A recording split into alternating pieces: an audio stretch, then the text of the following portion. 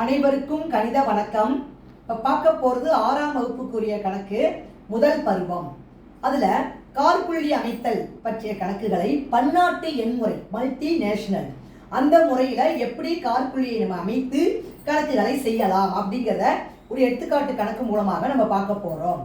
அதற்கு முன்னாடி கணக்கு செய்வதற்கு முன்னாடி ஒரு மந்திரம் படிச்சுக்கிட்டோம்னா அந்த மந்திரத்தை பயன்படுத்தி நம்ம இந்த கணக்குகளை எளிதாக செய்யலாம். இந்த மந்திரம் என்ன அப்படின்னா ஆ மீ பி 3 3 3. அவ்வளோதான்.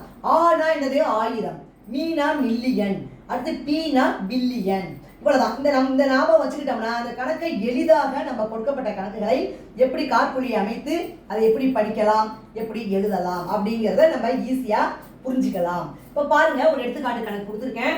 அதுக்கு முன்னாடி இந்த மந்திரத்தை எழுதிக்கிறோம். என்ன மந்திரம்? ஆ மீ பி 3 3 3.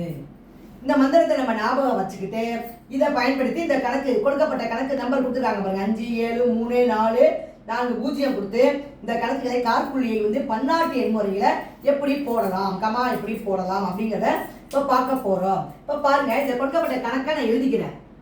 5 7 3 4 எத்தனை பூஜ்ஜியம் இருக்கு? 4 பூஜ்ஜியம் இருக்கு. இந்த மாதிரி எழுதுமா. அடுத்து நம்ம என்ன செய்யணும், இந்த மந்திரத்தை ஞாபகம் வச்சுக்கோங்க. இப்போ ஃபர்ஸ்ட் நான் 3 3ன்னு இருக்கு. அப்ப முதல்ல நம்ம என்ன செய்யறோம்? 1 2 3. இந்த 3 நம்பருக்கு அப்புறம் ஒரு கமாவை போட்டுக்கிறோம். அடுத்து என்ன இருக்கு? அடுத்து 3 தான். அப்ப இதுல இருந்து பாத்தீங்கன்னா 1 2 3. அடுத்து 3 தான். இங்க ஆனா 2 நம்பர் தான் இருக்கு. இப்ப இதை எழுதின பிறகு அடுத்து நம்ம என்ன போடுவோம்னா இங்க ஆன்னு போட்டுக்கோங்க.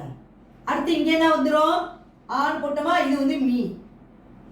அடுத்த நம்பர் இல்ல, நம்பர் இன்னும் 2 நம்பர், இன்னும் ஒரு 4 நம்பர் இருக்கு அப்படின்னா நம்ம என்ன செய்வோம்? 3 கமா போட்டுட்டு அப்புறம் திரும்பி அடுத்து என்ன எழுதுவோம்?